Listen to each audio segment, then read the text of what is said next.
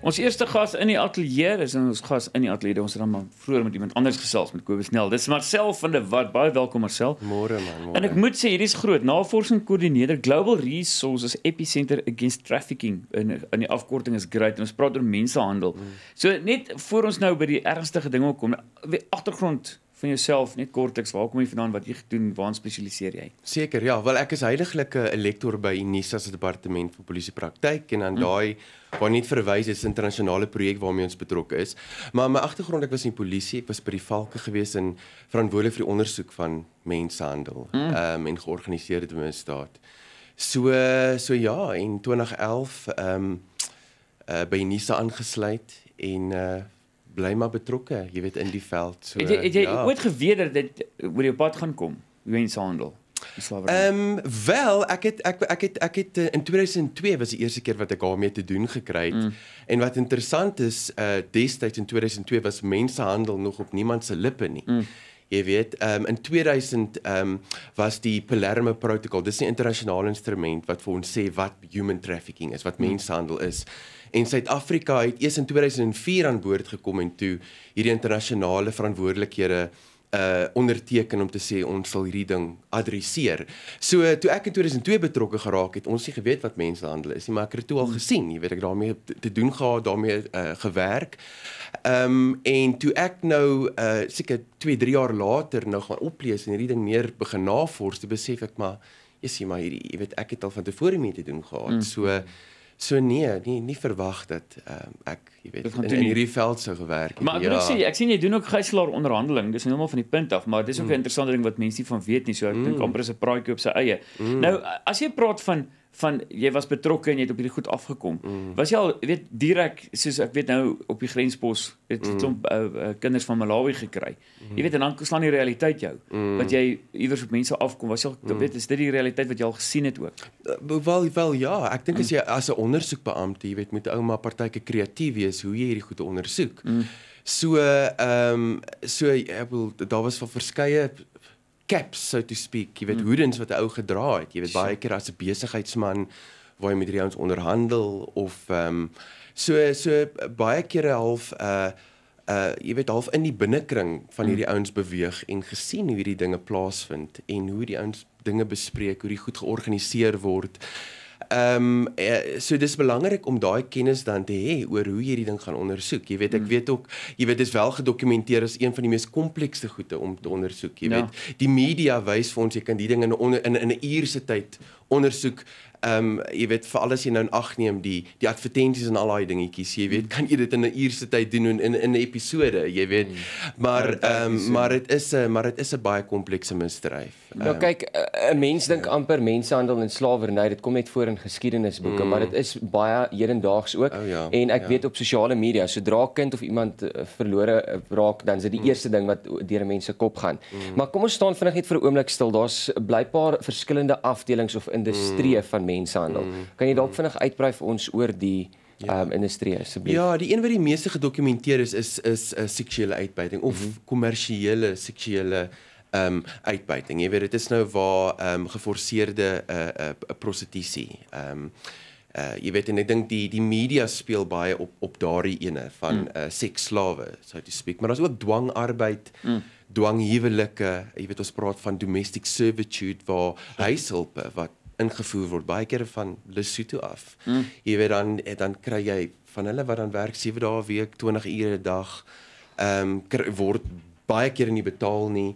Daar's ook 'n mark vir organe, jy weet. So daar's verskillende forme, en dit gaan op die einde van die dag op die prinsip van vraag en aanbod. En ja, dit gaan maar oor die uitbuiting van mense, en dit gaan maar hoofsaaklik oor geld. Jy weet, hierdie ouens maak besigheidsbesluite. So jy weet, die media gebruik baie keer hierdie depiction van mense wat geforseer in 'n kar inforceer word en violently ontvoer word, en dit gebeur bitter weinig so. Jy weet, hierdie ouens baie meer georganiseer, baie meer beheers. Ja, baie meer bedrieglik. Ja. Dis mensenhandel, net so vinnig weer. Miskien net 'n definisie van mensenhandel. Wat is mensenhandel? Wel, ons het nou die wetgewing wat verlede jaar geoperationaliseer is, en dit is 'n breedvoerige definisie, maar in kort kom dit neer op die werwing van mense as die eerste element basies, dan is daar gewoonlik 'n mobiliseringsfase waar mense dan gemobiliseer word en ultimately die doel is om mense uit te byt. En dan het ons vroeër gepraat die verskillende forme van uitbuitings, wat seksuele uitbuiting is, dwangarbeid, dwanghuwelike.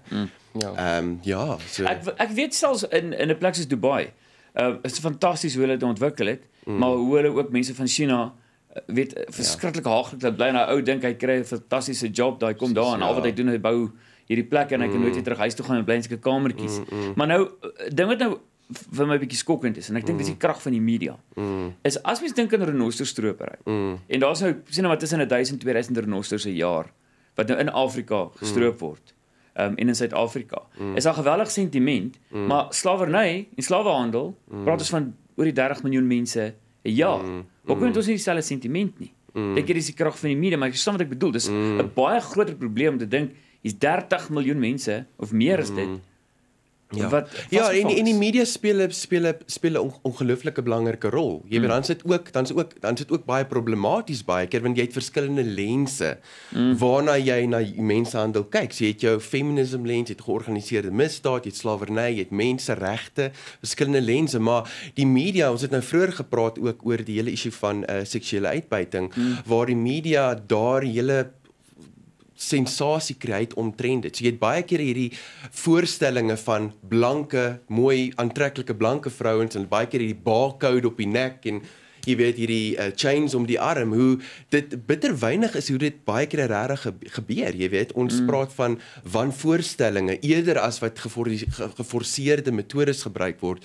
So om terug te kom na jou punt toe, definitief, jy weet, ek dink dit baie van hierdie dinge word maar gedryf deur sentiment en emosie en baie keer verskillende agendas op die tafel wat dryf, wat dikteer hoe ons hierdie ding voorstel. As jy nou kyk na die skaal van dit, ek kan eers probeer indink wat se miljarde rande betrokke is nie. Veral as jy praat van organe word gewerf, prostitusie, dwangarbeid, want jy laat mense soveel goedkoper werk. Gaan mense dit ooit kan laat minder word. Weet hoe raak ou nie moedeloos nie. Ja. Weet wat ek dink wanneer ons sê dat ons gaan mensehandel stop, dink ek dit is aspirational. Jy weet, dis 'n aspirasie, dis wat ons wil doen. Maar dit is nog altyd deel van ons gemeenskap gewees. Uitbuiting van een mens tot 'n ander was nog altyd is deel van ons geskiedenis. Ons het vroeër gepraat van die geskiedenis in Suid-Afrika. Maar ek dink daar is jy weet dit is altyd bemoedigend om te sien dat mense altyd bereid is om van hulself te gee en daar's definitief suksesse ook. So of ons dit ooit gaan stop aspirationally, ja. Jy weet, so. Dis dalk nou 'n bietjie ver gevat, maar as jy iemand in diens neem en jy betaal die persoon heeltemal glad nie wat die persoon veronderstel is om betaal te word nie, maak jy jouself skuldig aan slawerny. Wel, dit is nou waar al daai verskillende kompleksiteite inkom, jy weet. Hoe definieer ons dit? Hulle sê baie keer 'n human trafficking of mensehandel is 'n slippery concept. En op die einde van die dag gaan 'n aanklaer moet besluit. Hier's 'n dossier, hier's dings geondersoek.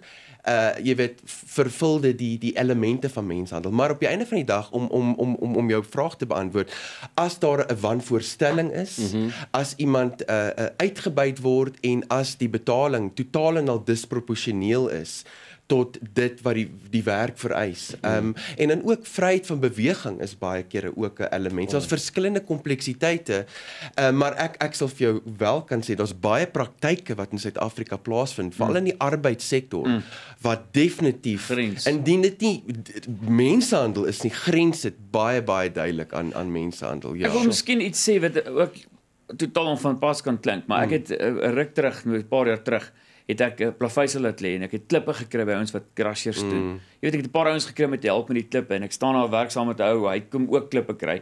En ek sê vir hom, hierdie man, dis nou ware werk hierdie. En hy kyk en is nou 'n swart man wat my gehelp het.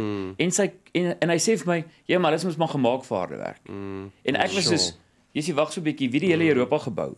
Verstaan nou, was nie swart mense wat Frankryk en Engeland gebou het nie. Maar is dit nie 'n slawerny persepsie nie? Dis hoe dit begin in 'n kop. Ek dink maar dis 'n minderwaardige persoon. Ja. En dit maak dit baie maklik om kinders te gebruik vir prostitusie. Ja, want laat ek daai persoon nie. Exactly. Laat ek dit vir jou so stel. 2 maande terug het ek 'n onderhoud gedoen met 'n persoon en die vrou was betrokke in 'n trafficking syndikaat. En dis baie interessant. Ek het die onderhoud gedoen op die parade by Kaapstad. Jy weet waar al die slawe half in die 1600s, 1700s half jy weet verkoop was. Ja. En die persoon sê vir my, weet jy wat, Suid-Afrika het in baie opsigte nog 'n slave mentality. Onthou hierdie is 'n trafficker, hierdie is 'n menshandelaar wat dit vir my sê.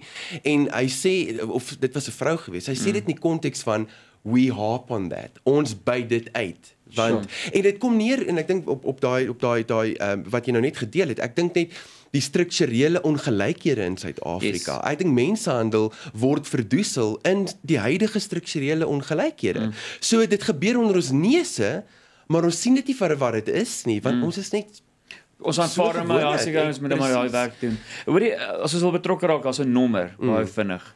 0800 222 777. Ek is seker 0800 222 777. Daar's mense wat kyk, daar's mense wat luister. Hulle sien iets in die kompleks waar hulle bly. Karre wat hierdie een huis besoek. Daar's kinders in die huis. Dit lyk of dit dalk 'n bordeel is of as mense wat betrokke is in een of ander vorm van uitbuiting van mense. Bel asseblief vir die nommer, rapporteer dit en die mense wat hierdie oproepe sal neem, maak seker dat jy connect word met die nodige response agencies. En dit bly anoniem. Dit bly anoniem. Maar self, wat praat ons in die toekoms weer en ek dink ons het baie vrae en ek dink as jy weet 'n praktiese goed wat ons kan doen. Baie dankie vir die gesels. Dankie julle. Ons kyk vinnig wat gebeur in die kombuis.